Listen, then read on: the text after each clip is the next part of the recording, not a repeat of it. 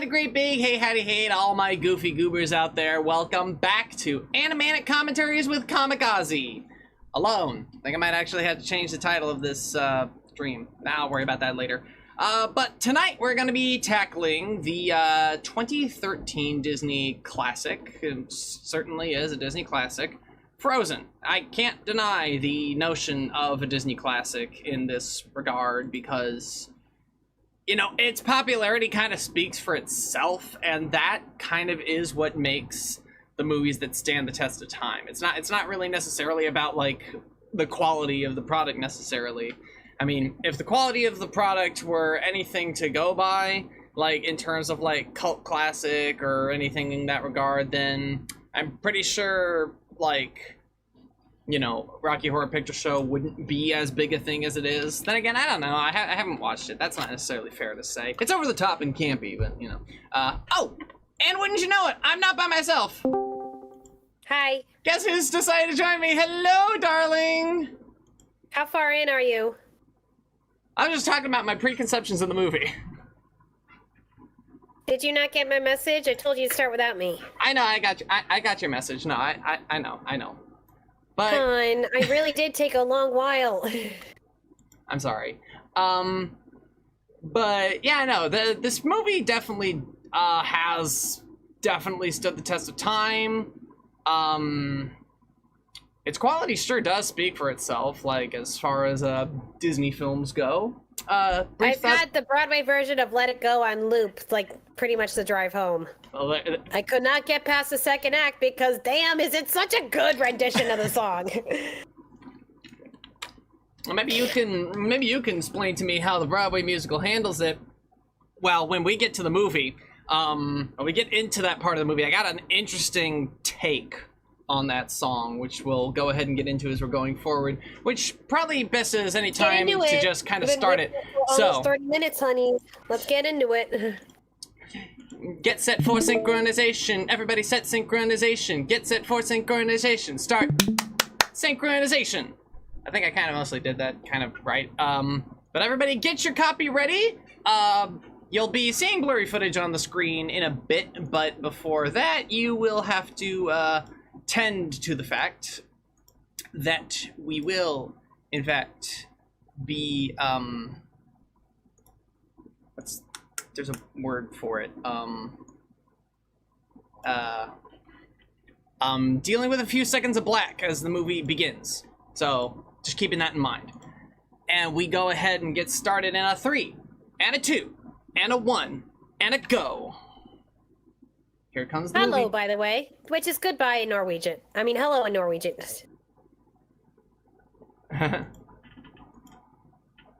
This is such a good chant that I love that's how they open the Broadway musical as well. Like, you know, as soon as the lights start to go down, you hear that na na na, hey na na. I'm probably saying that wrong, but okay. Yeah. And you know, it is one of those, like, overture type moments that just set a tone. So yeah, and you know, the Broadway show makes good use of its ensembles. So, I mean, when you got the live voices just echoing throughout the theater. So I saw the musical, like, back very recently in January, so I'm gonna be talking about that a lot. It'll be an interesting perspective. And if this ain't pretty enough, this is a small reason as to why this film did not end up getting the hand-drawn treatment. That they were working on snow simulation, everything, like, hey, instead of doing, like, a tech demo, aka a short film to go before another movie, what if we just did the whole movie? You know. Yeah, because this has been through development hell. I remember they were still talking about this when The Princess and the Frog came out. Yep. Like, it was going to be a lot more direct an adaptation of the Snow Queen. Hey, did I mention that this movie also released in Disney Digital 3D? Now this moment is kind of like a Fathoms Below. I was gonna say opening. exactly the same thing. This is this film's Fathoms Below. This is our opening number, which, much like the chanting at the front, like sets a tone, and also kind of the center of our movie. Yeah. Which is interesting because this was cut out of the Broadway adaptation. The only part we get is just after the chant, there's "Beware the frozen heart," and then we just get right into the family. Kind of because you need that moment. Because you need that. You need that "Beware the frozen heart" is like a very core part of the story. This is, and then everything being done in time to the music is also really nice. We get cute little baby, Yep. Kristoff and Sven too.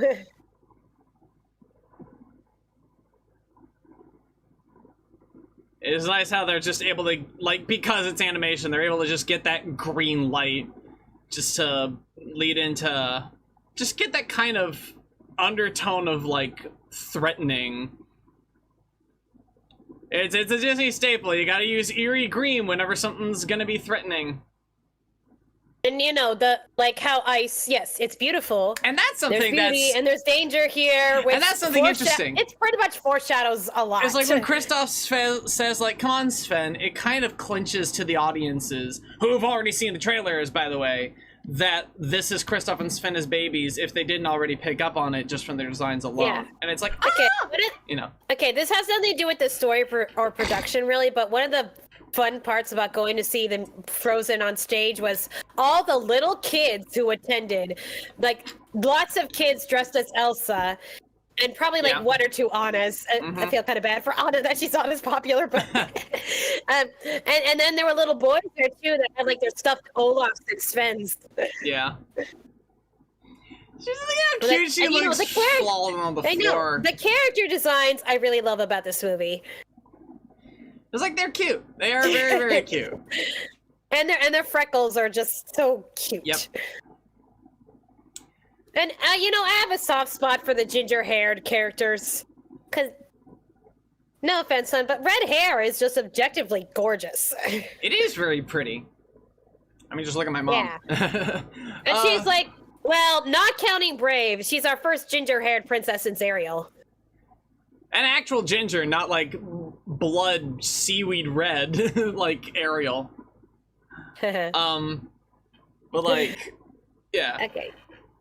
So in the Broadway show, they show a little bit more of the kids in the opening, and they have this song called "A Little Bit of You, A Little Bit of Me," and like how the snowman they built is just, it has their different traits of both their personalities. Which I think describes Olaf very well. I'll go into more in that when we see more Olaf.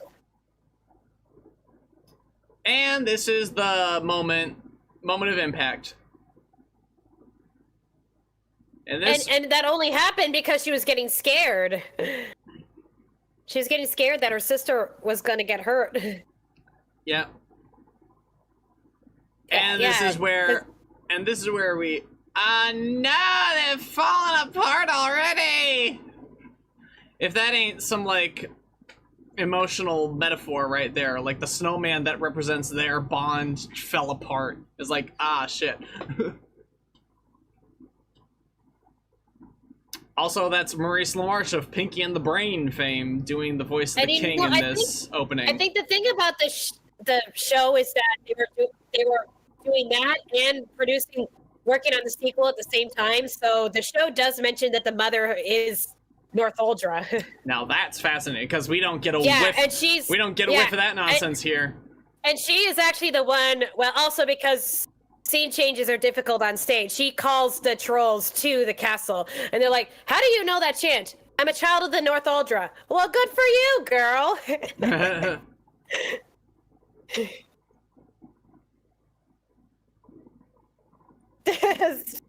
It's very just a cutie pie. Yeah. There's a familiarity that's really fascinating. And the Norwegians love their trolls. Indeed. Well, all the Scandinavian countries, they love their trolls. All we're missing is in the is- Hall of the Mountain King. He probably is the Mountain King. He certainly looks like it. Well, he's a lot nicer than the actual Mountain King, but in the behind true, the song. True. I mean, that song is pretty intense. I love it's like the head can easily be persuaded. Not so much. Not the heart, not so much. That's a line. Matters of the heart. And it's... I am bothered that they never talked to Anna about this, even after Elsa's powers come out. It really does, like, highlight... Now, there was originally, like... There was, like, children doing an audition for, like a play, or they were rehearsing for, like, a play that they hear about this prophecy, about this dangerous winter that would never end, which was completely cut, obviously. Like, they wanted to lean away from the prophecy angle. They wanted to really make the story more about the sisters, and throwing in this prophecy probably, like, fustigated that a lot. So making it just like, Elsa, you have the potential for power, but if you don't, but fear will be your greatest enemy. And this, now here's something interesting. Minus Katzenberg, the people just behind this movie were going back and forth on whether or not this song was necessary. Yeah, but the songwriter, because their daughters were involved, they pushed really hard for this to be included. The thing is that, in large strokes, at least the placement of the song is important. Like, the utility of the song is actually very important. The song itself, like, what the song is, probably doesn't necessarily matter nearly as much. I need to talk about how the parents are treating this, though. Yeah. This is like how... Okay. And down she goes. Controlling your emotions, people confuse that with hiding your emotions. Which is not, that's not great. Yes, like, okay, it would have been a lot better if, like, you maybe took her to see the trolls, like, a couple times a week, and, you know, they know magic. They could help. Why do we need to do that? She got some magic training from the trolls.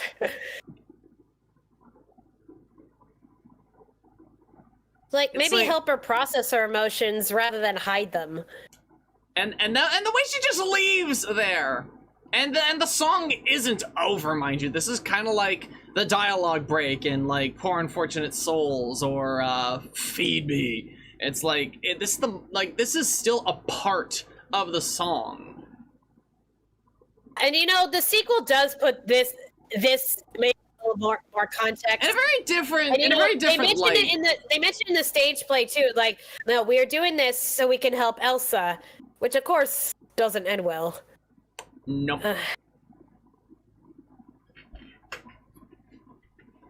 Yeah. That's just not.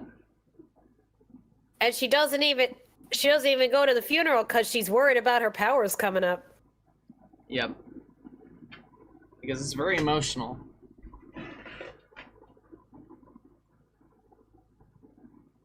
And there's Belle is a very good singer because you can hear the emotion behind her voice as well. It's a very good, like, it's a very good performance. It's really, really good. And it only gets better as we go into the specials and the sequel. True.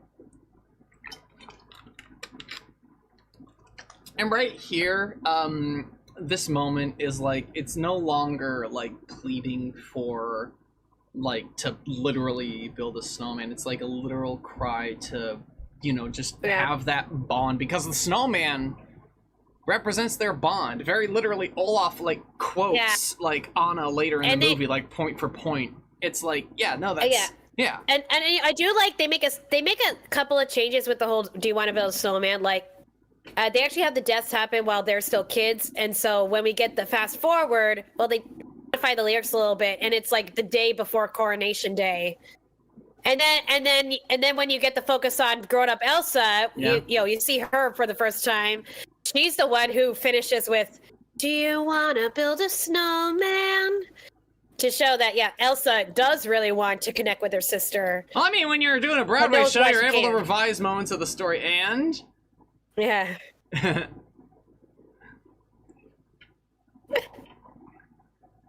this is also kind of ew.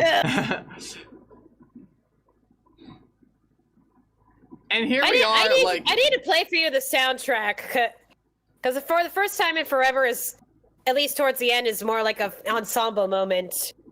that makes sense. I was gonna I think it's like this moment is like this is what would be in the middle of a song on Broadway, where it's like we're introducing a lot of main players, like in the broad strokes, and yep, there we are. I commend them for this. This is honestly what it feels like when we wake up in the morning. It's also just like that's also really hard to do in CGI. Like you'd have to like essentially create a completely original like hair rig. Like you can't just use the actual hair. You have to make it special for something like this cartoon gag.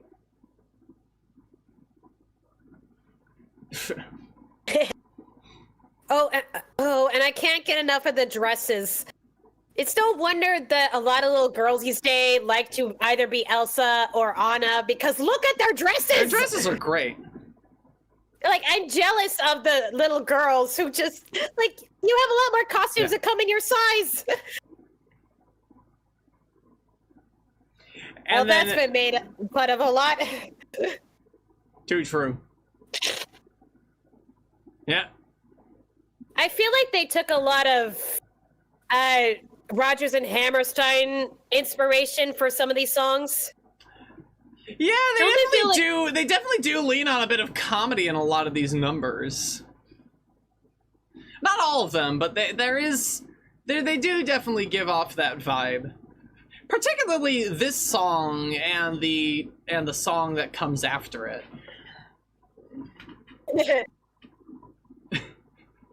And reference to the Ugly Duckling. Yeah, more They make Hans. a lot of Anderson references in here. I mean, do I need to mention the characters' names? Hans Christoph Anna Sven, which is very, very cute. You should have seen the actress for Anna on stage. One, she was a bit more curvy, and she was just having fun. And that's Sugar Rush right there on the plate. Okay, you're right. Just a nice little... I mean, they just stole the giant models and, like, put them on the plate. It's not like a reference, it's just like they literally put Sugar Rush on the plate. And Okay, so that painting of the swing was what inspired the look for Tangled. It is true. It's one of many paintings that influenced the aesthetic. Yeah, it shows you she's grown up in isolation too, except she responded to it differently. Indeed.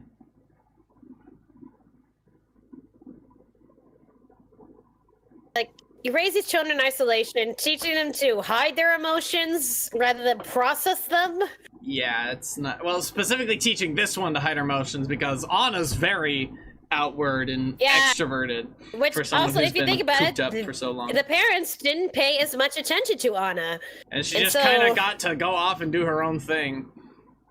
You know what we got the anxious, clingy person, and we got the avoidant person here.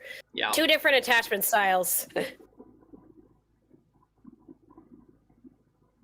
Yeah. And here's our first Idina Menzel moment. Oh, funnily enough, the one who played... Oh, wait. Hello, Rapunzel. Hello, Eugene. Under the cake. Funnily enough, the one who played Elsa in the stage version I saw, she had also played Elphaba on stage. Nice. Like, it's a requirement. You have to have played Elphaba before. At least have the same range as Idina Menzel definitely helps. So yeah, this would have been the moment where we would have... This would have been the moment where we had the chorus come in. I love the way Not she switches doing- her skirts. Well, the way they have it, like, here, it does make the song feel a lot more intimate.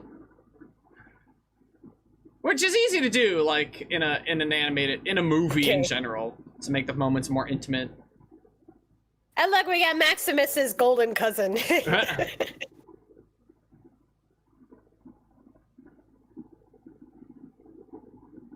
Yep. Horse. This is typically this is what they call the meet cute. Yeah, but they do such a good job of making him look so gentlemanly.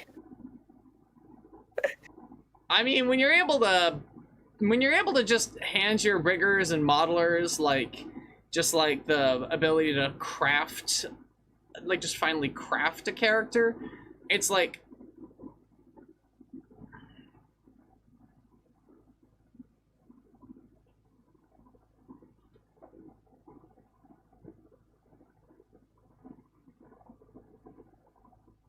it's like Horsies! it just like When you get the context later, the interact, you really rethink what's going through his head right now. you wonder. I'm still not reading it that way. We'll get there when we get there. It's really hard to read it that way. And the moment he says like princess, and then you just like see the gears turning in his head, very subtly. Not really. And that smirk there. Yes. So yeah, now we get a brief. This is a very nice chapel. Like, you can definitely tell they went, like, their research trips definitely paid off, like, for the aesthetic. Definitely. Yeah, There's definitely nice, a Catholic aesthetic here. very tiny. He's still wet. The tiny He's little, still wet. Yeah. Nice little detail. Yeah. Yeah, and the dresses too. Like, And I she haven't been to Norway. She just assumes she can get away with it, and so, like, now is the moment. She's like, "Yep."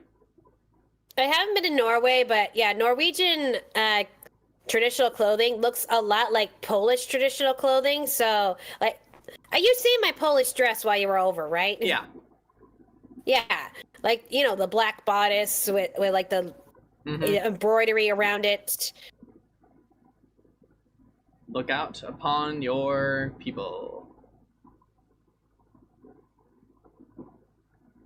In a stage version, she's going, conceal, don't feel, go conceal, don't feel. Because you gotta do that, because you gotta do the, you gotta play it for the cheap seats. You gotta play it for the cheap seats. Yeah. What was I saying? I was gonna say something. Okay, fun fact, Norway is actually one of the few European countries that still has a monarchy. Neat.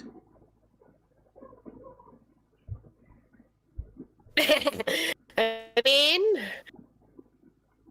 in the isolation, probably with very little tutoring. Yep. She is the heir, and I am the spare. That is... Is that something they That's said in what the she show? says in the broad. It's yeah. Oof. There actually was a deleted song where Anna sung about being a spare. I imagine that was before they made Elsa not a villain. There are a ton of deleted songs. There are. I'm gonna get into one in particular when we get to it. But like, this is just a moment that kind of builds off of yet another deleted scene where they're getting dressed, like they're and Anna's just goofing around. Wait, his name is Kai? So that's Kai. So Kai was a character in the Snow Queen story, the one who was taken by the Snow Queen. I mean, that's just the subtitles telling us. Not necessarily something you I knew there was a character who was named Kai, I just didn't know who it was. You would love how this is done on stage. Like, there are no small parts. The guy they had playing the Duke was really good. And this is probably one of the closest times that Alan Tudyk sounds like voicing the king in Star vs. the Forces of Evil. A little bit, yeah. A little bit.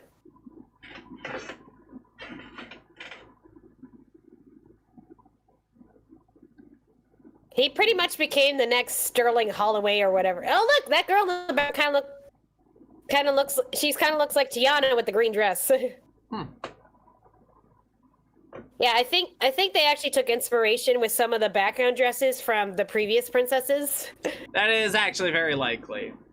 Yeah, I mean, you see the blue and the pink and the green. I love the way they're actually capturing the expressions on her face there. They're definitely doing a lot of understated acting. It's definitely. Yeah, there's a whole song, like an inner monologue while she's doing the coronation of how she wishes she could go back to the time where they would have fun together. Yeah.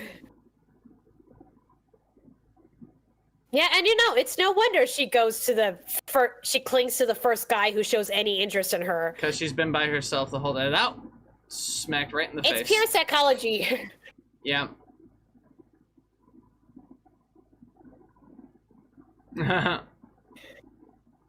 Doesn't help this guy is so good at faking it. And then it's like we get little moments like this.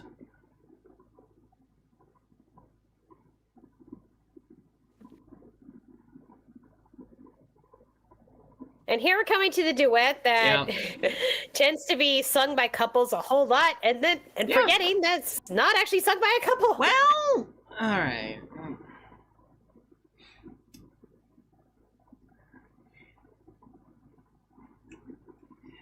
This song is a lot of fun. Yeah.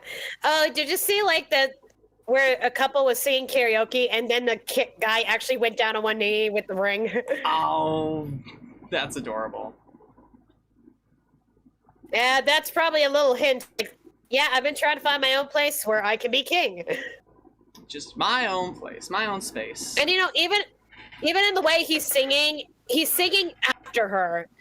Like he's following her lead. Telling what he believes she wants to hear. That is true. He's definitely like. See, she leads, he follows. Yep.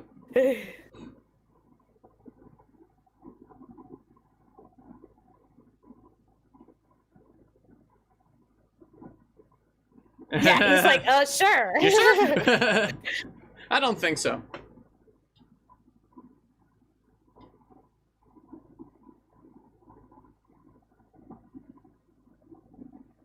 And the visuals are a lot of fun. They get the shadows painted on the sails.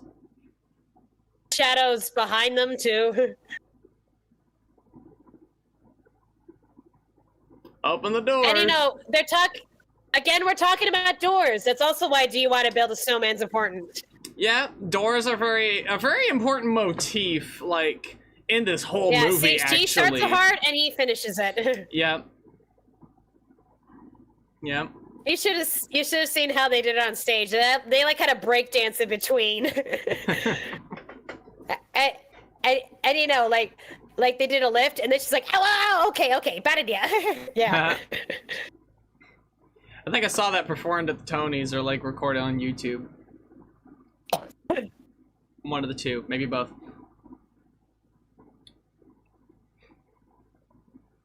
Yeah.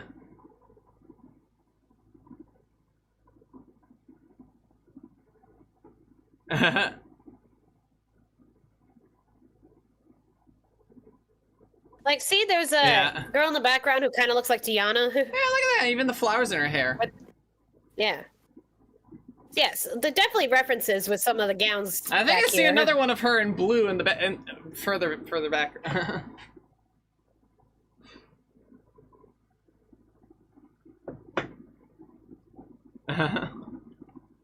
I mean, some of them look like they're models recolored, but some of them actually look like they probably came from the background townsfolk in Tangled, actually, like just recycling a lot of the models. Yeah, Disney pretty much calling like that guy with the nose and the gray hairs on his side looks like the guy who was playing the fiddle.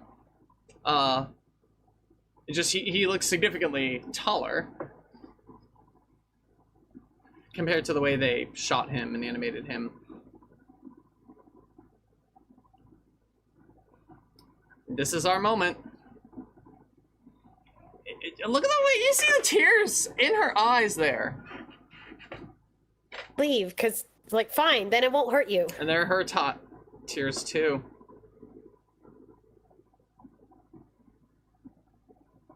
With a closed door.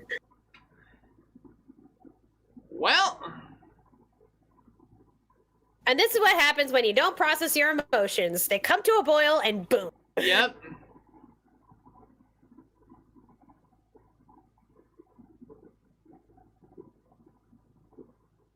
And bye, Felicia. Oh, great. Everybody's still here. That's not great. Off she goes. A veritable, like... This is like me when I'm in a crowd. No, not a rent a baby! No. Not a rent a baby!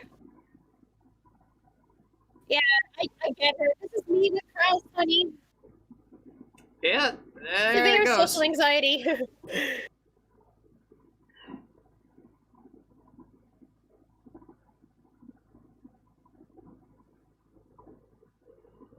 And that's why we get a song called Monster in the show. And off she flees.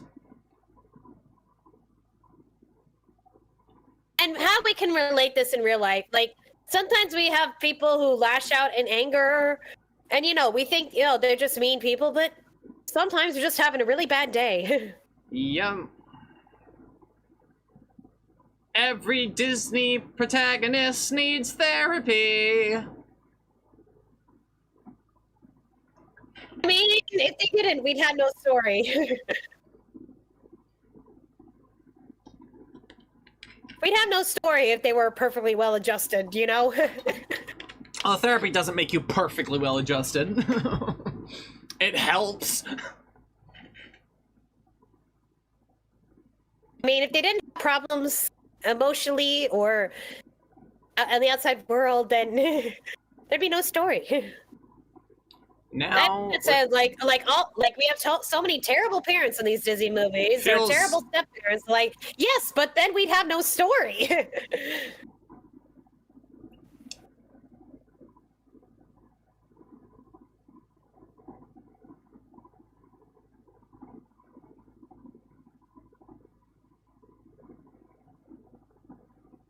Still waiting for the day Anna has like summer powers.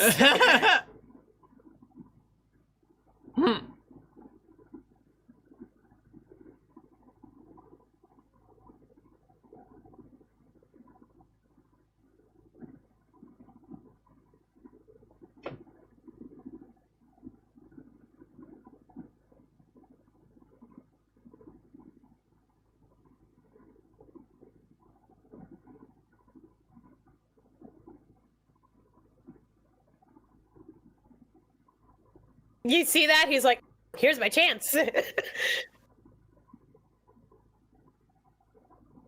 Sure, you can just do that. Sometimes foreshadowing is fairly obvious. Well, also, we the audience already know she already had her once. Yeah, that is also true. We're kind of fitting in the middle here. Here we go. So they rearranged the song so that this was at the end of Act 1. So then you'd have that big Act 1 finale right before intermission. That makes a lot of sense. But yeah, this is a song that changed the movie forever. It is, and like was it the director or the writer who heard it and was like, damn, now I need to rewrite the whole film? yeah, I believe it was like the they wrote the song and then the directors were like, well, shit, now we got to rewrite the whole story. It's such a good song. And the thing is, I mean, people may say it's overrated, but you know, it is overrated for a reason. Yeah, it is a good song. And the thing is that this song is so much better when you re-examine it as opposed to, like, reading it the way everybody reads it. Like, this power ballad does have connotations of positivity, but not in the story. She's going through, like, everything that her parents had told her right now. Conceal, don't feel, let them know. It's like... And now she's just, like, feeling a sense of freedom for the first time in a long time. And this, right here, a motif of closing doors, which has been connotation in this movie that closing doors is a bad thing. I love the way they do this on stage, like the effects of the glove flying, the cape flying, how they use the lighting for the ice. And like, and this, honestly, there is something deeply sad about these lyrics here.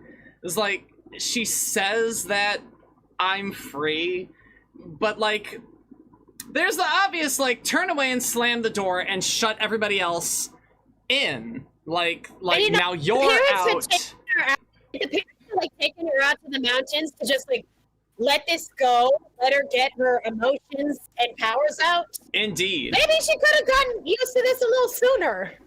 Probably. Like if she found an outlet. Let the storm rage It's like, you know, when you got that hyperactive child that can't seem to, you know, that doesn't seem to settle down. Like, then find an outlet, find an activity, have them take up dance or a sport. And the thing is, okay, but like in the reading of the song that I'm getting at, like, so it's like she's convincing herself that she's free now. She's free of everything that ever held her back. She's never going back. The past is in the past. It's like she's just her responsibilities. Yeah, she's completely shirking responsibilities. It's like her Hakuna Matata moment. It's like everything feels good, but you've literally just trapped yourself in a different place. And you see the reflection there. Yeah. And her little saunter, her little swagger. It's like she says, I'm free. Yeah. It's like, turn away and slam the door. But when she turns away and slams the door, she isn't outside. She's shut herself in. She's still isolated. The way they did that. Yeah. It's like, the way they did that on stage, like as soon as her dress changed, like right before our eyes, the entire audience was like, what? I mean, that's a that's a big spectacle moment. Like, you can't not. My mom, one of the people she knows from the senior center, like, he'd taken his granddaughter to see it, and he thought he was going to be totally bored, because, like, just a Disney princess thing. And then towards the end, he's like, this is one of my favorite musicals now ever. And he talked about how his granddaughter, as soon as the dress change happened on stage, he was just like, with a jaw drop. This moment, I think this really is just like...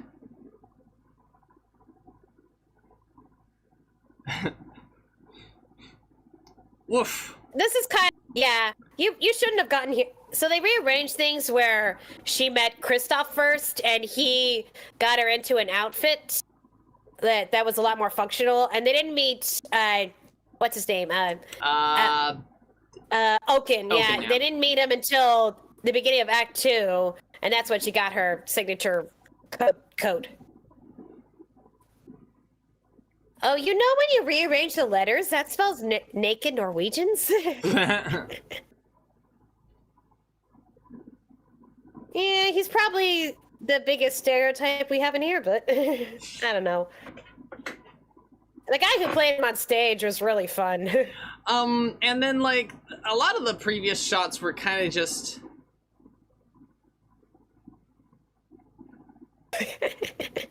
And it happens to be in her size. That's right. What I find funny.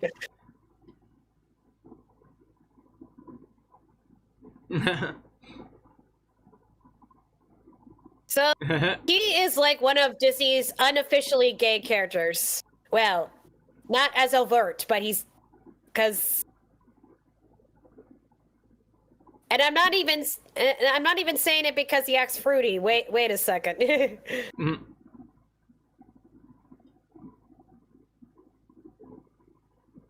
Oh, Yep. and this is another. Hey, look, bears! A big one and a small one. Yeah, this is our... Other me cute, which is not really a cute. They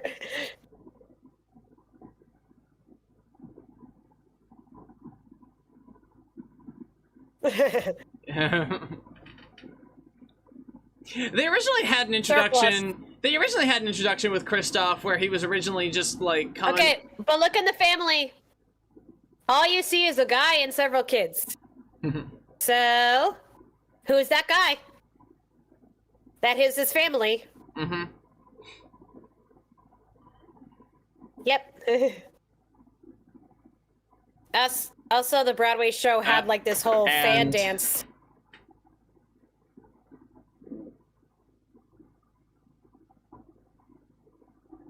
It's like, I was hurt by that dude. I was hurt.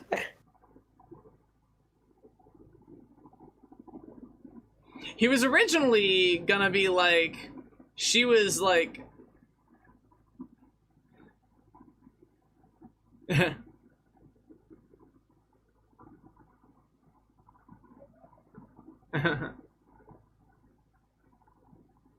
You've got some aloe on the counter.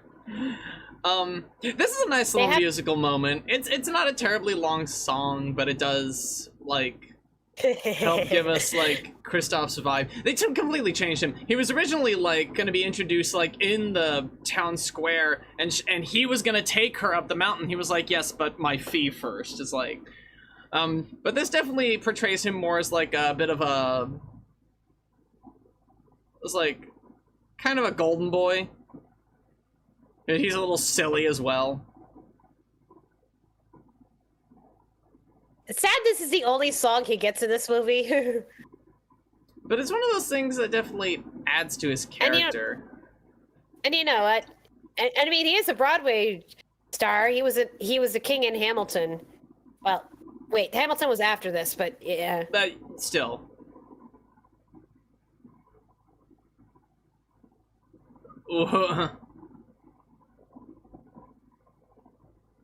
I love her mittens.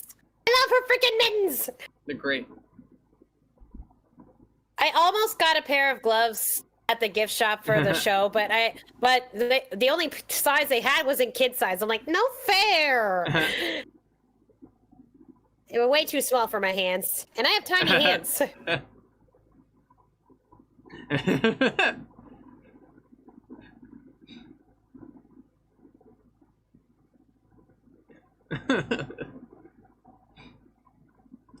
So yeah, I do. They do definitely.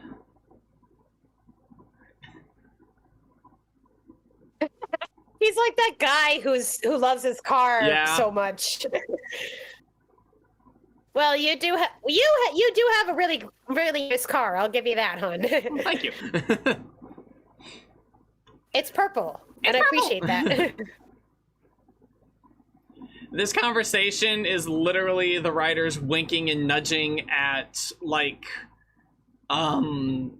Just Snow White, Cinderella, Sleeping Beauty, Little Mermaid, Aladdin, just taking a wink and a nudge at literally every Disney couple before this. Even Tangled, which was only like 3 years ago. well, technically, Rapunzel and Flynn didn't get married for a very long time. No, but And neither did Aladdin and Jasmine. But it's not about the marriage. It's about the falling in love. It's like you hit it off with someone you just met that day, like, and they're like clearly exaggerating for like comedic effect. Oh, the but, nose like, thing. Yeah. Do you? Do you? I gotta clean my nose.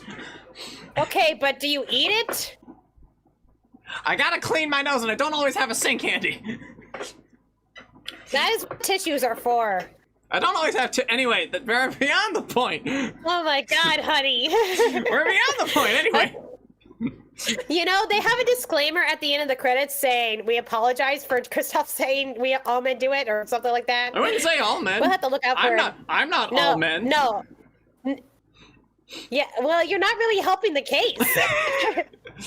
Anyway, but yeah, wolves. anytime we need a conflict, we bring in wolves. Yeah, they didn't even like. I think this was like they were kind of just desperate for an action moment, from what I hear. Like they didn't really think.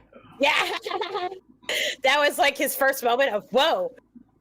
I think they probably had an action moment in this movie originally, in this scene, but it didn't involve wolves. It probably involved, like, snow monsters, likely. Yeah, in the show, they were singing "What Do You Know About Love" while they're climbing a makeshift mountain, and then he slips and she catches him, and she's like, "Whoa, you're pretty strong." I lift a lot of ice. Yeah. I should mention the Anna in the show is very, very forward. Which, again, she doesn't quite, like, the social boundaries are, like, what she's saying and what it could mean. It's like, she's not. And not nearly as close a shave as it might have looked. Like, that was, like, a good 1.5 feet from his face. I mean, soft snow, very hard to hold on to. Yes. You're welcome. Yeah. Also, we got another couple that saves each other. Yeah. It's like... Didn't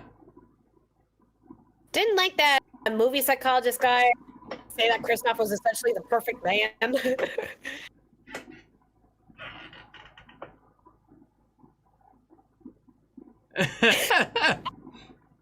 I love the reindeer's expressions with that. Yeah, they really do. He's his conscience. It's like he serves more than just being adorable. He really is Kristoff's friend. And I applaud how the puppeteers within Sven, still kind of showed expressions, even though, it's a puppet with no facial changes. How? It's not even like... Oh, overly optimistic. Sheer cliffside. When we get there eventually. Working our way over there. This is just a postcard. Like, again, like, I'm really thinking, like, some of the stuff in this movie really just serves to exist. Like, here's our pretty little animated set piece. We're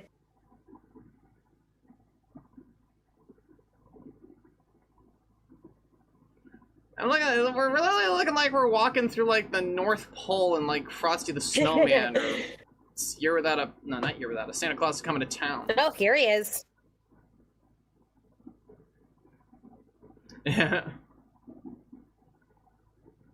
So, funnily enough, and I think this is where they got the inspiration for Olaf, Hans Christian Andersen did write a story about a snowman who fell in love with a stove. Yeah. Like, he was longing for the stove, and you know what happens when snowmen get to stoves. Yeah. It's a pretty tragic story. So that's where yeah. And it was because, like, there was a part of the stove that the children had put within the snowman. Huh. So yeah, I think that's where they got the idea for Olaf. Yep, they definitely... So yeah, like, the little bit of sun, the little bit of Anna. It's like, a part that loves to dream, a part that swings from a tree. And he'll like summer! Won't he melt? Yeah, you're right. Huh. And honestly, that addition in the musical explains why he is in love with summer a lot more. It definitely does a lot better than that one short, but like, cause what we have here is just like Or it could just be the warm hugs. It's the warm hugs if you're angle. thinking initially. Yeah, if you think literally, it's like he likes warm hugs, so of course he'd be obsessed with the idea of summer. Yeah, or even just like... But this is definitely a change, like... Because there are versions of, like, a later scene where he knows Kristoff's name.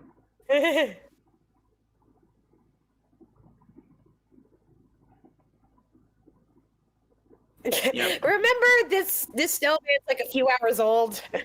Yeah. Okay. Love the way they're able to slide his arms around. Kind of SpongeBob-esque, where they're just kind of able to do it right up and down his little torso. So just so that like he can do... I like the way his body sparkles. That's true. And what they said that one rule that they would like... that they would have is like try to keep his arms straight, but they just kind of threw that rule out just for the fantasy sequence they have going on here. Now, remember how I said that, the songwriters had worked on Winnie the Pooh, and this probably sounds the most like a Sherman Brothers song. That's also true of his song in the sequel, which we'll get to. I mean, the fact that they also reference Mary Poppins in this number, it shows that, yeah, they were definitely taking Sherman Brothers' inspiration. I do love the little ice cubes back there that were like shaped and like... that's a reference to the was it Coppertone sunscreen? Yeah. I love the little seagull. We don't need a seagull. It's just cute. Yeah. Everything is honey. Yeah, that's a reference to Mary Poppins. with the birds. Never shout puddle in the Disney sing-alongs at Disneyland. I'm kind of wishing I went to the Disney sing-alongs. There are a lot of people who do that, and I think some people did that in the Broadway show too. I love how they're like, wait, how did we get here with sandwiches?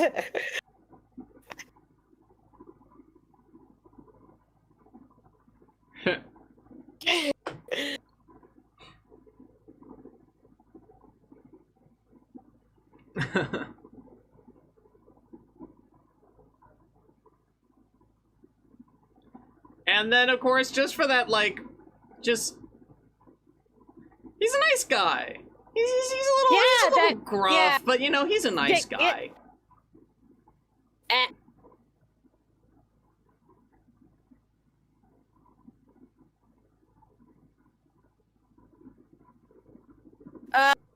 And they make him look like such a caring guy. He is. But it's all an act. Oh, my word. Well, because he knows that, like, yes, if you want the people to love you, you have to look like you care. Okay, but you're reading into something that these animators on these scenes were not taking into account at all.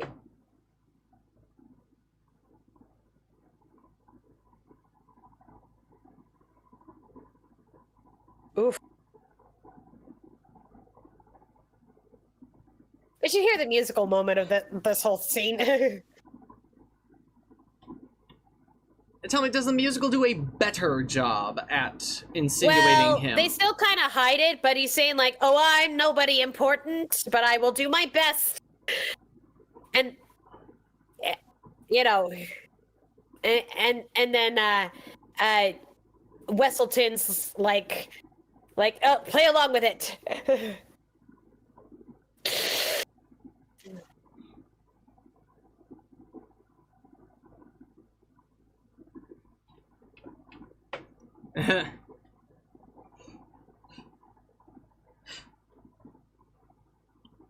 You think these? Again, this set piece also of like the stabby, clearly windblown ice and snow obviously comes from when Elsa was causing a real storm, like literally us letting the storm rage on, which was not quite what happened.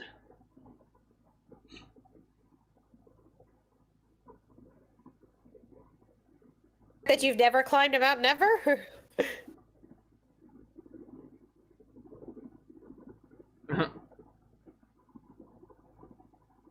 Okay, give her credit. She's lived in a castle her whole life. She's never had to climb a mountain.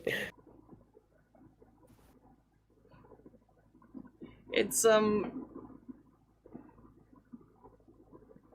Projecting.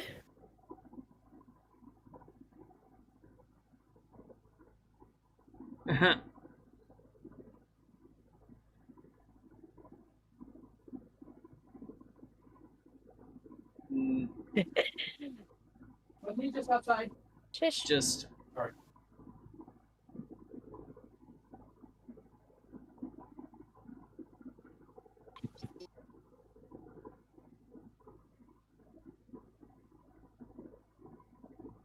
Face. That face. And that's the second moment of, whoa. just no fear on this girl. She just has very few scruples. I've taught kids like that.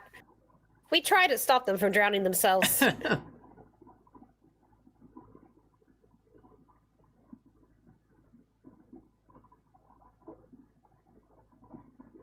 Yep.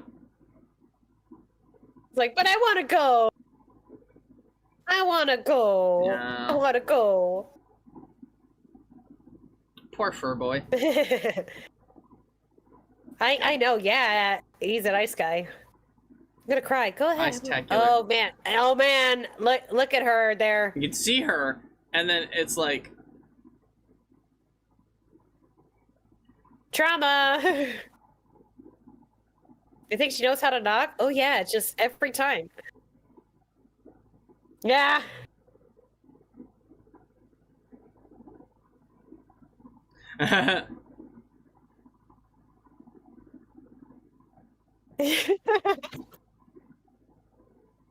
they completely. I mean.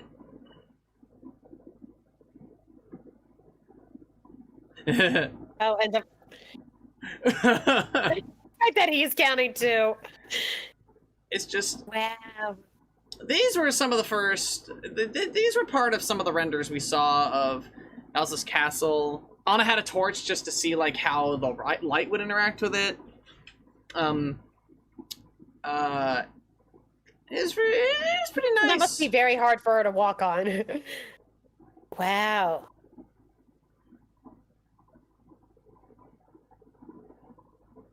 It's just,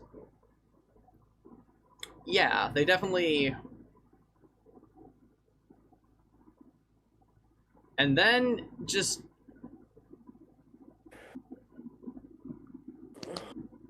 She doesn't seem to feel terribly free.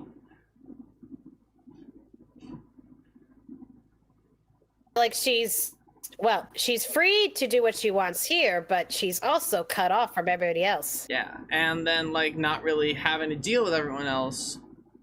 Yeah, she's still in the closet. Yeah, Like pretty you can much. hide in the closet. You could be who you want in the closet, but then you never are yourself with anyone else. Now, this is why a lot of queer people relate to this movie. You know, except he's alive. Yeah, we kind of glossed over that she created life. She doesn't. She's looking at her hands like, holy shit. And this is what we like, and because seeing her with Olaf is what spurred that on. The fact that they never talked to Anna about this. They do in the Broadway show where Elsa says, I'm actually the one who gave you that. Yeah. They also, the soundtrack has this song, but I think when they got it on stage, they replaced it with a different song. Did they actually use Life's Too Short? I don't remember. Because here's the thing. Life's Too Short introduces this idea of like Anna and Elsa are so happy to be together for once without having to have a barrier between them, and that life's too short to spend it apart. But then Anna breaks out the gloves in like this notion like Elsa has to come back and play the part. Anna did not offer the gloves at all. So I don't think it was that one. But the thing is that it works so much better for like this moment, like that we do get this comedy moment here. There's a fine moment.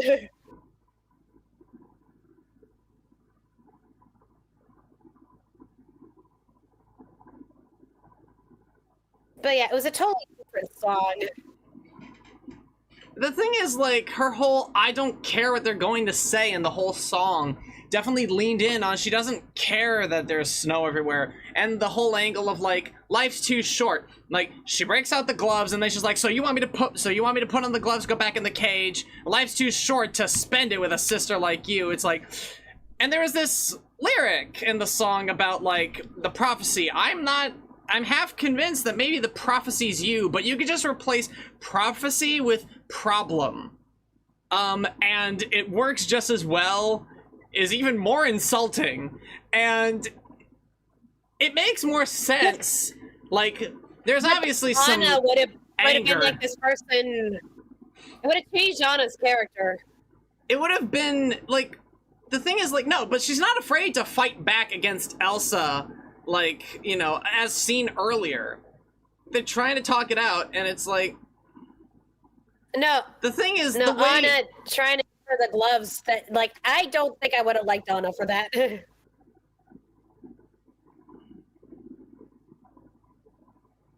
The thing is, the way Elsa shrinks back at, like, noticing Anna as if she was hurt, and it's like, it's one of the things where it's like, no, if she had just been angry and not given half a shit, it's like, it would have changed everything.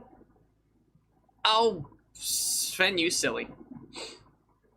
Okay, so we got two different snowmen. Olaf...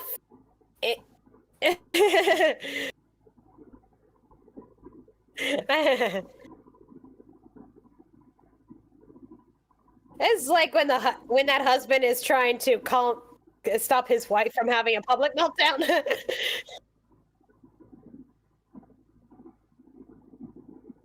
So yeah, we got two snowmen. We got the side of Elsa that, you know, wants to, that is a dreamer, and then we got the side of Elsa that is just totally scared and monstrous. Well, mad. Yeah. Angry. I feel like the life's too short definitely leans in on that angle of, like, hey, she remembered that from earlier.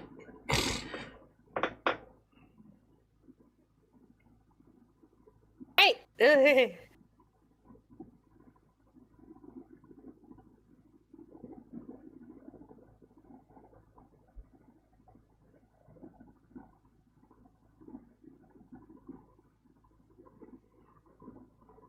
They originally had the scene completely different.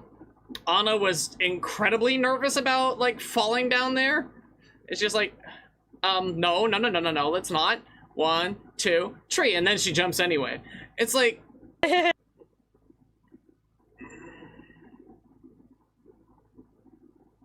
Also in that animation, Olaf actually knew Kristoff's name instead of calling him Sven.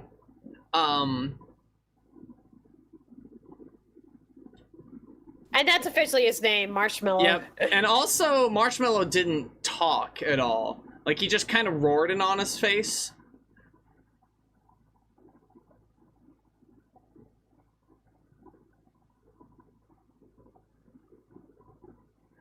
Oof.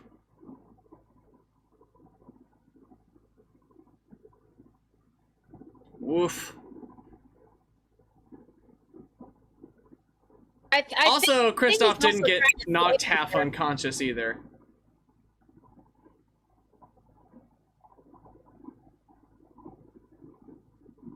Ugh. Never mind, he wasn't trying to save him at all.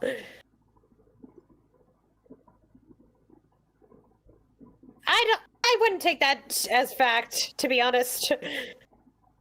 Probably not. Because even landing in water from that much of a height can lead to injury. Yeah. And this is the moment where it'd be like, now all I have to do is survive this.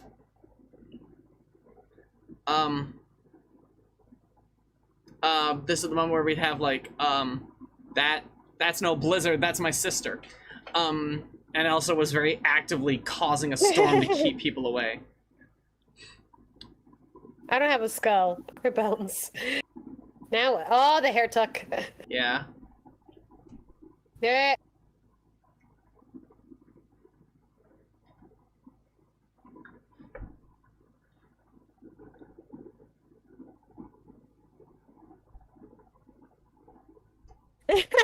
Yeah.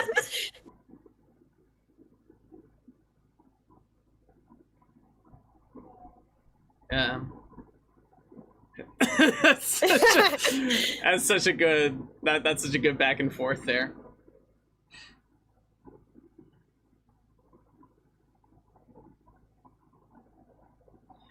Yeah. And like that's the thing, I like Life's Too Short because it leans on Elsa like hiding behind like anger, and then we could have still led into this scene. Right? We still could have kept her like a nervous wreck, you know? Because she could still be like absolutely racked over herself with like not being able to keep it under control. And the castle like turning red like a fucking mood ring is just it's really pretty. I do like how it adds to the color palette. It's very nice. They really do get that. So the sky's awake and I'm awake. See, he is a It's like- combination of Anna and Elsa. Dude went in for a hug, but then was like, no, like, no. She's got a fiance, for fuck's sake.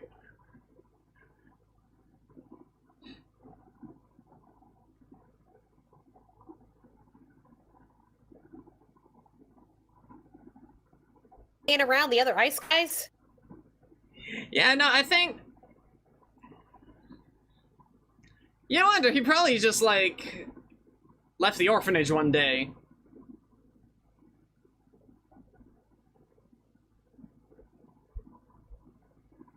You know, I feel like this is when I met your family. I mean, aside from the trollishness and the rocks.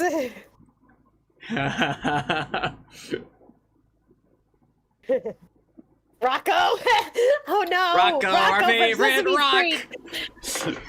It's like Zoe! I do love Have you this seen the Rocco moment.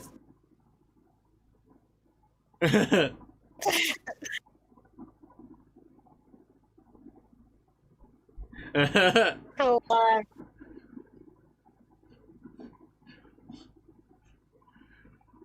Woof.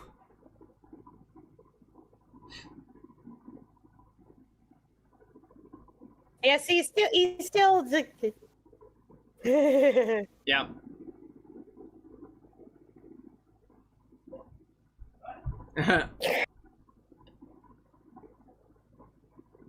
Oh God.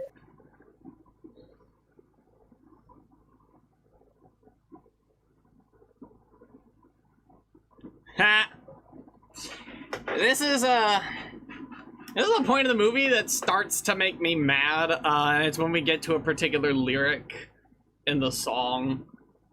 And anybody can take a while. Everybody, throw your guesses in the ring. Which lyric makes me the most pissed off in this upcoming song? It'll be interesting. It'll be interesting to think because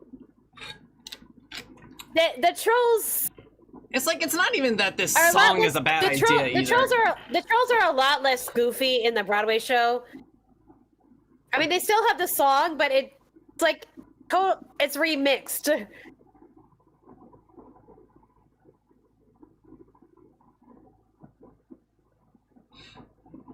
Let's put it this way: this number feels like it's more out of the Lion King Broadway.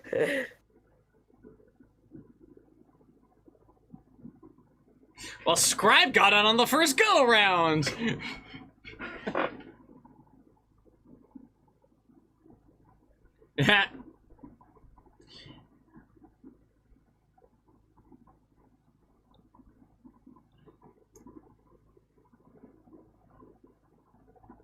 It's like, and they're really distracting from the issue.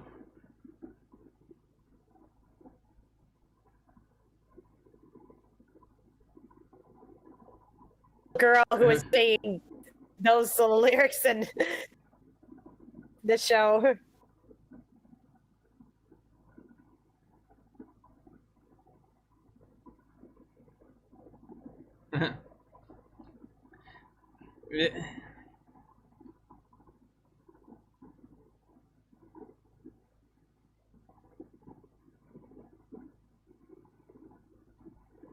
Whoops.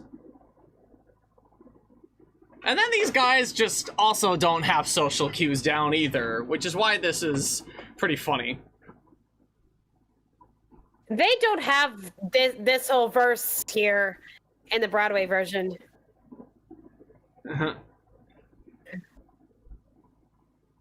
They don't talk about getting the fiance out of the way. And here we go. I take insult to that fucking shit. What are you even getting at? Nah. Yeah, referring to Elsa. Yeah, I don't know. I feel like she should have been angrier in that moment.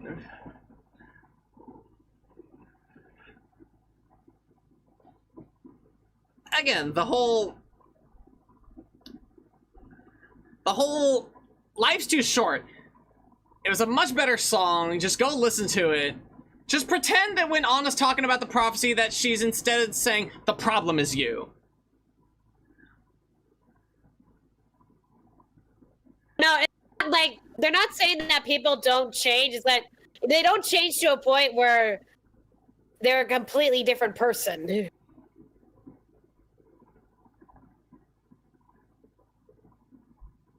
It's also, I'm glad they don't do that in the show, because it said they're a lot. They actually make this song a whole lot more bearable in the Broadway version. It's like the biggest problem is like that, like any movie as well, especially stories like these, see the characters having to go through significant change.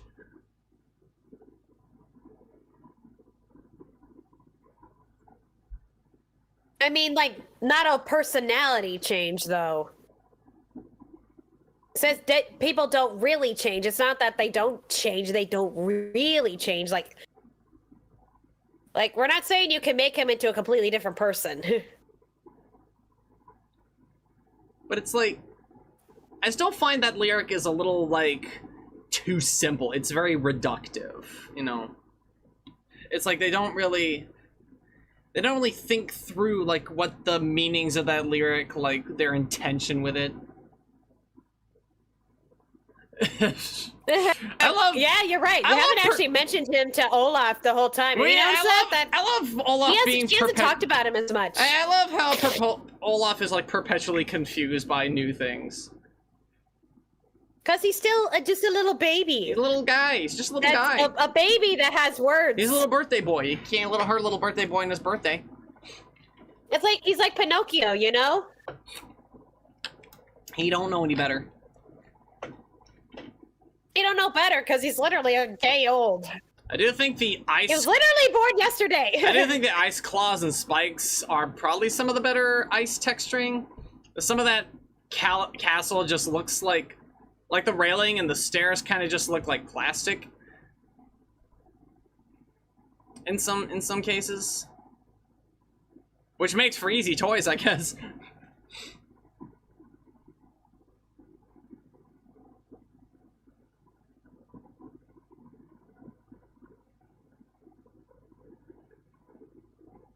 No, please, she says.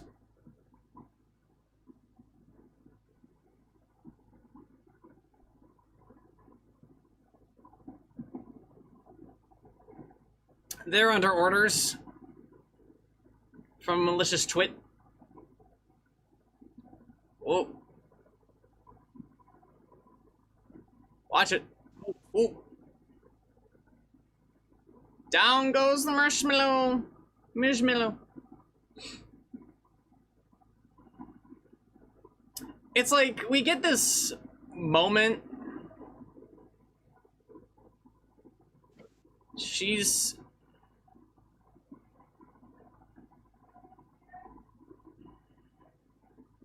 It's like, what exactly are we entreating the angle of her character as now? Right? Like, she just wants to be left alone. And so she's gonna, like, send a man down a cliff. Which she has to know that she's doing that.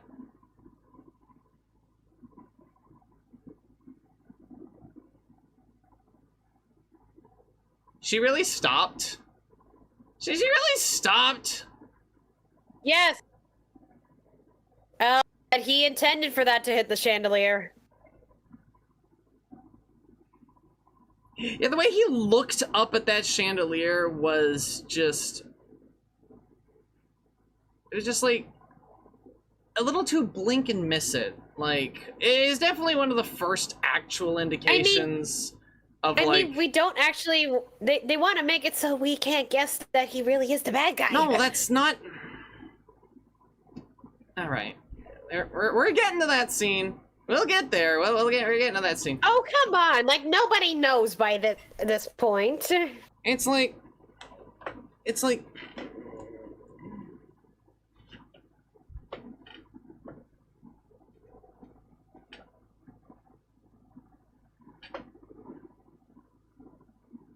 Yeah, that's my job.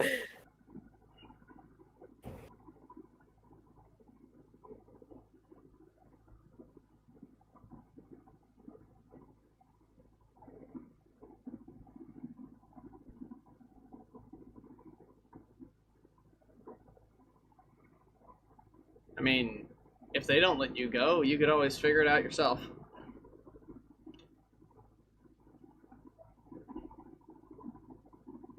To be the one to kill you, because then that makes me look like the hero. And then it... Yeah, that ain't right.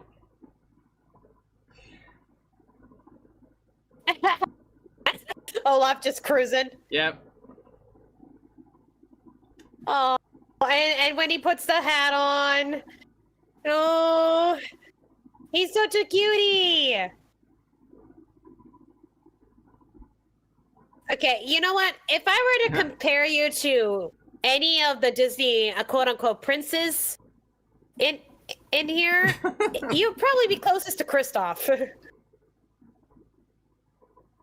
He has a bit of a... he's got clown energy. Or even just like the sweet things, like, you know, putting the hat on the head, or you know, remember when I got car sick on the road, and then you held my hat strings back.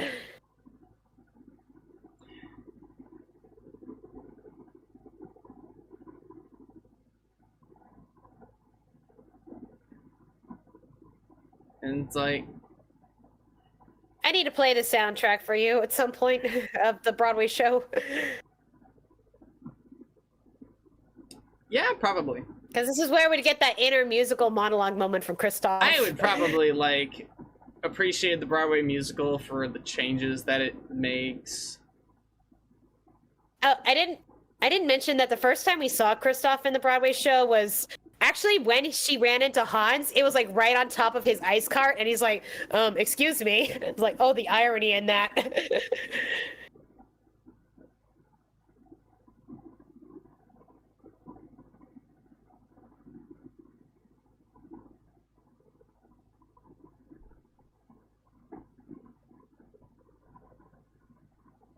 And this is the point in the story, from everything that's been building up so far, that this is where, like, the infatuation and the star-crossedness of their meet cute, where the kiss should just not have worked, you know? I feel like they were building to something here. And then someone desperate to shock everybody was so desperate that they completely upended a character who, in the trailers, was said, who would save the princess? A snowman? No man? The ice guy? Or the nice guy? Like, literally, what the hell? Like, there is nothing about this that was properly set up in his acting and performance. You get a couple of animated things here or there, maybe like at the song, or like at the Ice Palace, but nothing. Not one fucking thing prepared anyone for this, because it was never written that way. It was never directed that way up until this moment. It's like, it's bullshit. It is storytelling massacre. If you tell me that, like, the villain of your story is like the butler, and and then you decide to change the villain of your story to being like the kitchen's the cook. It's like, no, it's like you've completely upended what story you're going for. Like you've completely ruined all your setup. Like Elsa was set up. I think you would have liked the Broadway version. Let it go. Set up Elsa's villain arc. She feels so free, and no one's gonna keep her down. It's like take Defying Gravity, but make it like actively harmful. You know. I think you would have liked the Broadway show. Well, or maybe it was the way the actor played it.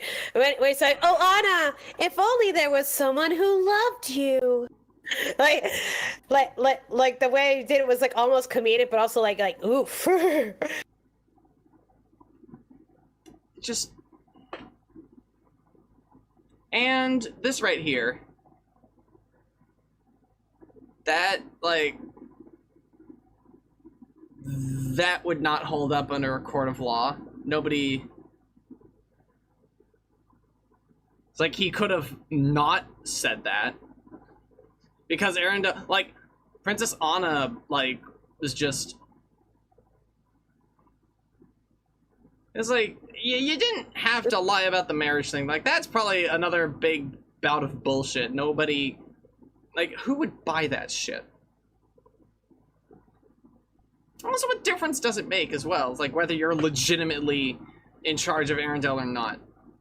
You're the only one who anyone can look to for any amount of trust. It is absolutely ridiculous that they thought this would work. Well, I guess they don't really have anything to prepare themselves for something like this, so I can't fault them too hard, but... It's really not an eventuality that was put at the forefront of their minds. Like, I mean, did they ever think they were going to be imprison someone with ice powers? Or magic in general.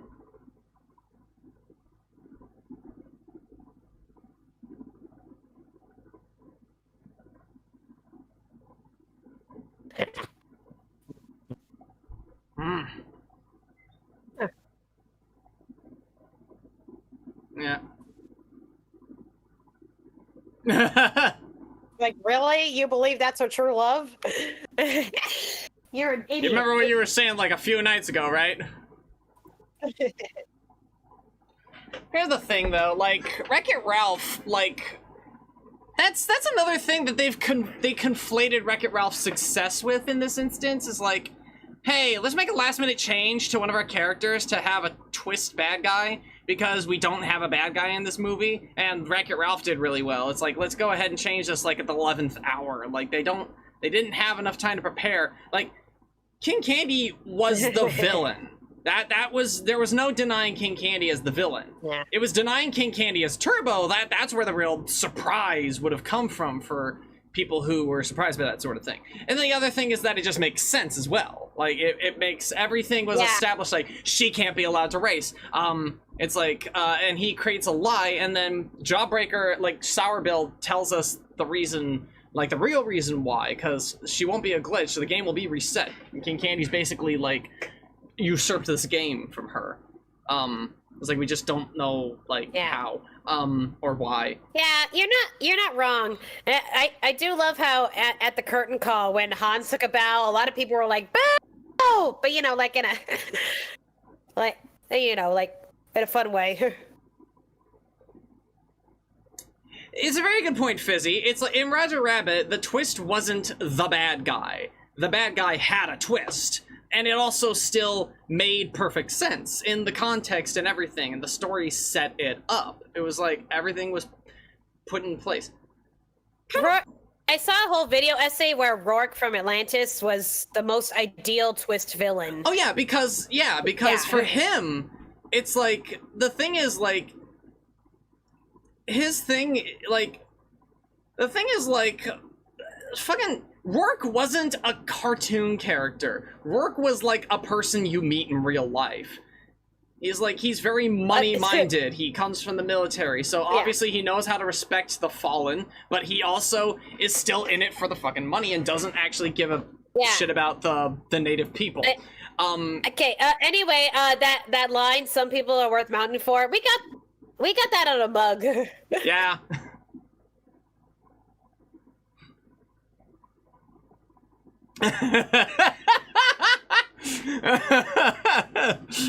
Olaf, that now was you really don't know what love is. I guess he Love doesn't is love you putting enough somebody to... else before yourself. I guess he doesn't love you enough to leave you behind. This is just a great line. Okay, now it is a twist that we're thinking the true love is going to be the true love's kiss from Kristoff. Now Because, you know, and it's Disney. And the thing is, that part of it actually works because in any because one thing is like even when you look at the song "Life's Too Short," it's like Anna was gonna be struck in the heart and she was gonna freeze to death. So they had this ending in mind. They established this. They set it up. So to have our twists in the road, it's like Hans didn't really love her, not out of some malice or evil plot. It was just a far-flung like crush, you know? It was a meat cute that was way too cute and not enough meat. And it was like Anna and Kristoff actually formed a bond. It's the cute little things like, oh, your hair. Oh, your hair. Oh, your hair. You just like they noticed each other. Or the way he looked at her after she fell in his arms. Yeah. Or when she beat the wolf over the head with the it's not a guitar, a mandolin, I believe. Yeah, his little lute. A little string thing. Poor Olaf, really trying his best.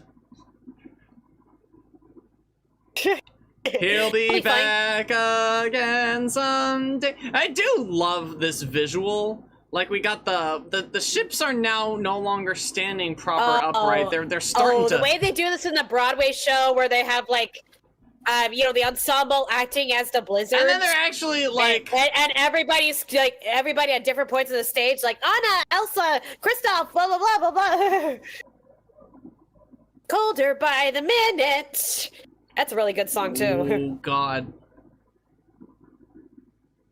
It's like where they're going beyond just like the fur and the cloth and the snow simulations, and they're actually doing stuff like turning her fingers blue and putting this pretty snow pattern on her. It's like that's when the movie has like a highlight of animation. You know, it's like when it you would wonder how they would do all this on stage, how they would have her turning to ice, and like they do it so well with the power of the theater.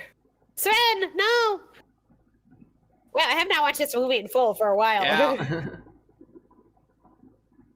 Like we were planning to watch it beforehand, but so many busy things happened. So we were showing it to my grandma, so I like watched the first 20 minutes before we had to get on the bus.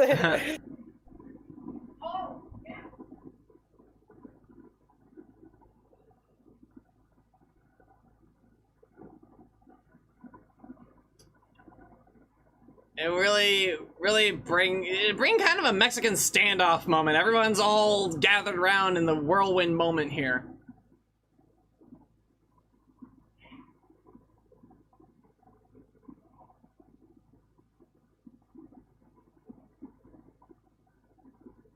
And see, this version of events where she doesn't seem to be aware of it.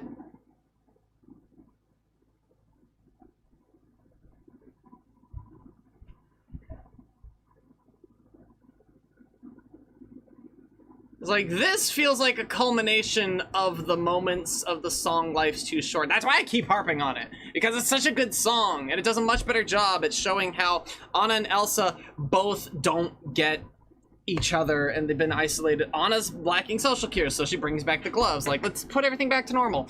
And then Elsa is isolated and just angry that she would insinuate this would be a good idea. It's like, why would you even suggest such a thing? It's like, I'm finally out here. I would not forgive Anna for bringing back the gloves, though.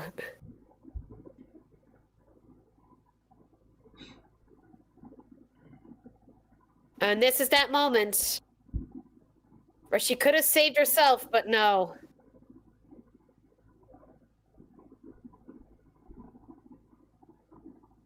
And maybe she didn't even need to bring the gloves back, but just plead that she come back and like. And the breath. Yeah, the breath leaving her body. That's a moment.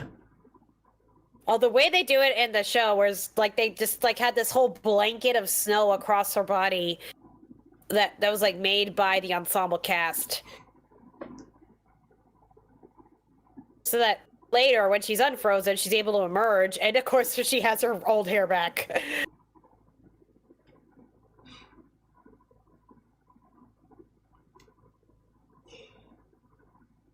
And then everything's at a standstill because jeez. You know, I wouldn't say this was the first. This wasn't the first. How many fake out deaths did we have before things like actually, you know, like You mean like in about every other Disney movie? yeah, we had Hercules, but that Come wasn't. on, we've had Snow White, we've had Pinocchio. I mean, I guess we go all the way back. Yeah. Exactly. We've had like all this, like most of the saddest Disney deaths are fake out deaths. We've had Beauty and the Beast. Hello. And a lot of those instances, there's always like there's a magical reason that they come back. Like Snow White's brought back with a magic kiss. Pinocchio's brought back by his bravery, his honesty, and unselfishness. Yeah. And like Beast is brought back for the "I love you" and yeah. Look at good. Disney is famous for its fake out deaths. Okay. Yeah. I wouldn't say Megara was so much a fake out death as much as it was an opportunity to. It was a literal death that he brought back. So. Yeah, it was more of an opportunity to trudge the path toward hell. Hades Town, this shit. Like, if you could think about the real deaths, let's see. Well, other than like maybe his parents dying in like the very prologue or something. I mean, we got Mufasa, we got Ray from Prince and the Frog, Bambi's mom, and Kerchak. Almost Olaf. Oh, don't get me started on the well. Well, we'll talk about that when we get to the sequel. We'll get there when we get there. I love how Kristoff's like, oh, what are you gonna do?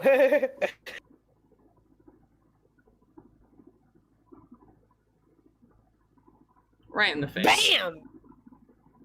She just punched him. Everyone's just out there gawking. Applaud, everybody! Applaud! Laugh! This is a good moment. And maybe it would have worked better if they had the neon applause sign above their heads. And you tamper with my memories and all that.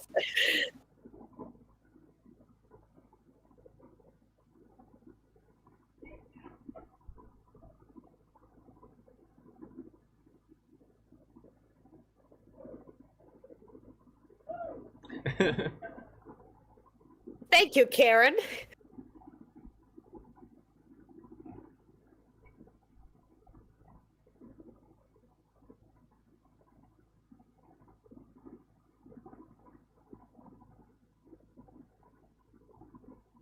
He's definitely doing it on purpose this time. And oh god. Oh, that happened to me once when I you know those trust exercises. I accidentally had a guy walk into. Look at Sven's little strut. Walk into a bounce beat. Okay.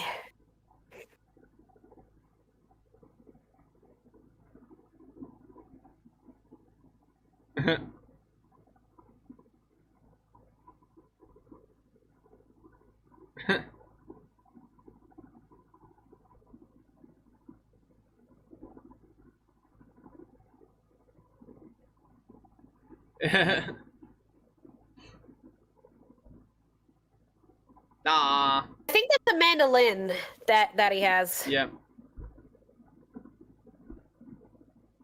And here we get to recycle the animation from the teaser.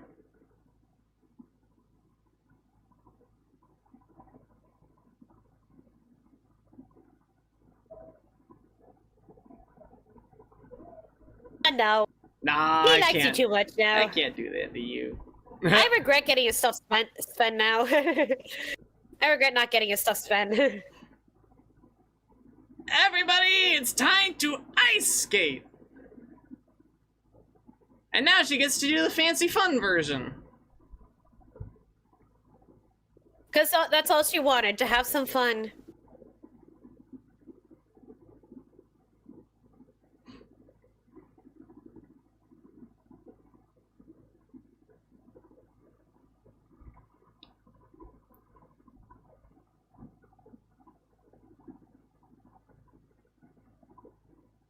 Need it. She know I.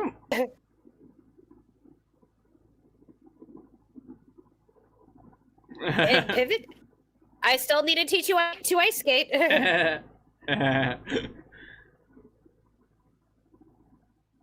Now, here's an interesting one. When they did a truncated version of the show for the Hyperion, a Disney California Adventure theme park, they actually did a reprise of Love is an Open Door. Heck, even the dead parents came back as ghosts on the balcony as part of the ending. And it's like, you know, that's a good point. Like, let's recontextualize Open Door, because the whole point is how closing the door, turn away and slam the door is like, this is not a good thing.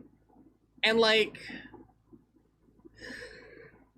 we have a woman doing the screenplay. Mm-hmm. Yes, it's inspired by the Snow Queen, but had almost nothing to do with the actual story. Very, very little. If anything, if I could connect this to the Snow Queen by Hans Christian Andersen, this is the origin story of the Snow Queen. Especially with what happens to Elsa in the second movie. She's a queen in the snow. She has an icy castle. And a young girl travels with a reindeer and sled to find her. I mean, like, that's about all the similiarities you can get right out of it. To find her, yeah. Yeah, the similarities with it. Although I like to think that... oh, never mind. So, the way the Broadway show ends with a reprise of Let It Go. Yeah. I mean, you know, in a different way. Yeah, because we need a recontextualization of a song that's basically turned into an empowering power ballad, where in the film's content, it's seriously, it is the beginning of Elsa's villain arc. It is the culmination of her still, like, giving into her emotions, you know, and not, like, it's like... Saying let the storm rage on, it's let true love last. Yeah, like, because we need to understand that everything in the structure of Let It Go is not positive. It's like, I think when I finally came down on that reading of Let It Go, the song became like holy cow, the song is a lot better for its placement in existence. And it's also true that the song was originally written with the connotation is that this is not a good thing, because it was like, yeah, it was like, yeah, like, I mean, how many times do I have to say villain arc, like, you know, before it's like... Okay, you know, there's a reason that there are so many little girls these days who relate to Elsa, and it can, you know, well, one thing, she has ice powers, and that's cool. Come on, that's cool to any little kid, and you know, I'm sure there are a lot of kids out there who feel like they are repressed in some way, like, you know, they can't express their emotions, and as a result, that when some little thing happens, just a whole lot of little things building up, then they blow up and people respond negatively to that. Like, what's your problem? Like, what the problem is that I've been holding all this in for a very long time, and that can lead us to hurting people. That is true. And without us intending to. I know that's happened to me a lot. In all honesty, this, like, you know, when I do come back to it, like, the movie is, like, it's not only overhyped, it's also overhated. Like, this movie is, you know, it's... Yeah, I don't even know what to say about it that, like, hasn't already been said. I need to play the soundtrack for you. Is it good? Is it great? Is it, you know, it's like... Unpopular opinion, I like the second one more. And that's not unfair either, because this movie is like, and I definitely hesitate to even like remotely imply mid, because like the movie's got way more good qualities to it that mid does not do it justice. But it is definitely a movie where you love it or you hate it, and for me, I don't like it. I really still don't like it. It's just... Well, I see why it's like Anna and Elsa are like the more popular female characters for the younger generation. They're fun. Not only is it more recent than a lot of movies, but yeah, you know, you got Elsa who's got the cool ice powers, and then you got Anna who's just so quirky and probably a lot more relatable to young girls nowadays. Now that we're being a little less restrictive on how girls can act. Here's another like big problem. Is like, even if they wanted to lean into the angle of hey, let's make Hans like a not nice guy just to counteract like the fact that we don't have like a villain. Like let's give him a nefarious plot. You know, let's do something wicked with this very young guy. But it's like they went the wrong direction. I feel like I mean they could have done more with it. Just the idea that you shouldn't get engaged to someone you just met because you don't know the person. For all you know, they could be like this. Yeah, it's... I think the good thing about the Broadway show, they didn't do much to change the plot, but just kind of put a little more context into the characters. Like Hans saying, as soon as Hans meets Anna in the show, he starts singing about how I am the youngest of 13 sons. I am not significant. I've never, you know, just kind of playing up like, oh, I'm not important. That I'm just, yeah, like you, I am not important. And the thing is, like, I feel like... Oh, that was performed by Demi Lovato? Oh. Yeah, the end credits version of the song was Demi Lovato. Okay. But like, the thing that kicks me in the shins,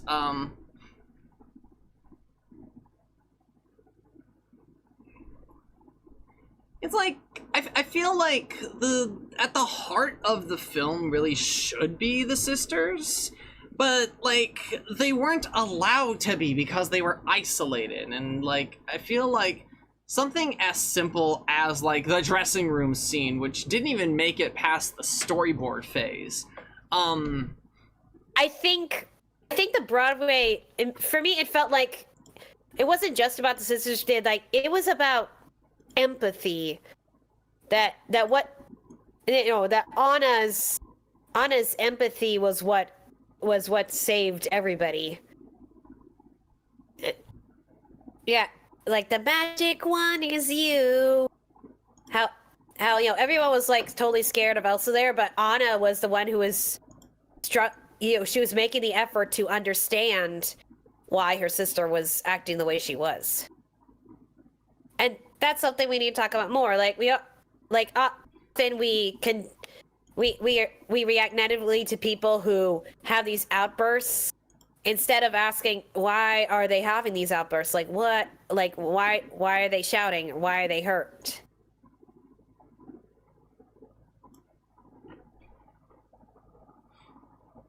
I know I have those moments. I once lashed out at a teacher, and I've told you about this, who kept asking, do you need any help? Do you need any help? During a timed test. And then I'm like, please go away. And then of course I get in trouble for it. And nobody even asked me why I shouted. Nobody even asked me why I shouted. Like, I just wanted to take my damn test without somebody harping on me about it. And you know, it's... Views and opinions expressed by Kristoff in the film that all men eat their own burgers are solely his own and do not necessarily reflect the views and opinions of the Walt Disney Company. Yeah, you gotta... Yeah, that's a disclaimer I was talking about. Yep. That's funny. It is très amusant. I kind of fucked up that pronunciation.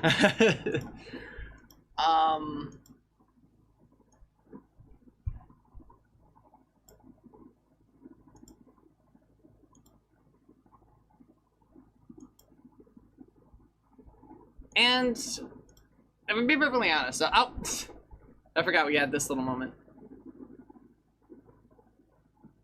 Oh, little guy. Yeah. It's just a little happy he looks. Yes, Queen. Oh, and look. He's You happy. see, he just wanted to be a queen. Yeah. Happy little guy. So I think in the broad strokes, that is the movie. I can't really say much more about it that, like, to me liking it or me not liking it. It's like, it is what it is, you know? It's nice. Nice is a good way to describe this film. Nice film. It's nice. It's not good, not great, not even bad. It's just, it's nice. You mean, like, this is Disney, nice? you are right. Anna is surprisingly underrated in her own movie. I even saw a meme where Disney's like, "Oh, we don't have a favorite child," and then they showed the dolls with Elsa having like a bigger box than Anna. like I said, at the show there were so many little girls dressed as Elsa, and I think I only saw 1 or 2 Annas. Yep. Now, this will turn Disney the major success. It still does. Like, the line to wait for Elsa at any Disney park is like, it's insane. It's absurd. Just completely bonkers. But for the and you know, if a lot of little girls these days love this movie, like, good for them, yeah. If they find a positive role model in like an Ice Queen and also a very quirky princess willing to climb a mountain despite having no experience to talk to her sister and stop her from hurting, sure. Yeah. I feel like there could have been, like, little touch-ups that would have at least pushed it, like, up to, like, good for me. And I think Life's Too Short as a song and a moment would have been it. Like, I feel like just include that song instead of For the First Time in Forever reprise. And then most, if not all of my problems with the story are solved. But maybe that's just me. Maybe I need the Life's Too Short edit of this movie. Just include that instead of the fucking and like just let Kristoff and Olaf into the castle without any dicking around about it. But ultimately, it's nice, and if you like it, I definitely see why. Like, I saw it in theaters. It was very pretty. It's a very pretty movie. The soundtrack is good. I got the name of the song that replaced For the First Time in Forever reprise in the, like, they changed it in, I think in about 2020 to I Can't Lose You. So then they made it more about Elsa explaining to Anna why I can't go back. It's because I don't want to hurt you again and lose you. It's like, well, you are kind of losing me by pushing me away. It's not on the Broadway soundtrack. It is on the soundtrack I got, but I'm like, wait, they did not sing this in the show, though. At least not what I saw. All right. Well, that's going to be it for this evening. As mentioned above in the chat, we're going to be tackling Big Hero 6. And Disney decided they were bored with doing live-action Marvel movies and decided that the animated team decided, hey, you know, we want to get in on that action. So they decided to, you know, basically no connections to any Marvel properties elsewhere. They just kind of adapt Big Hero 6 just on its own, as if it's like its own thing. But yeah, that's what we're gonna get into next time. Thank you all so much for joining us on this snowy adventure. If you're viewing this after the fact, thanks for freezing along. And until next time, remember to take care, stay safe, and be kind in all that you do. Good night, everybody!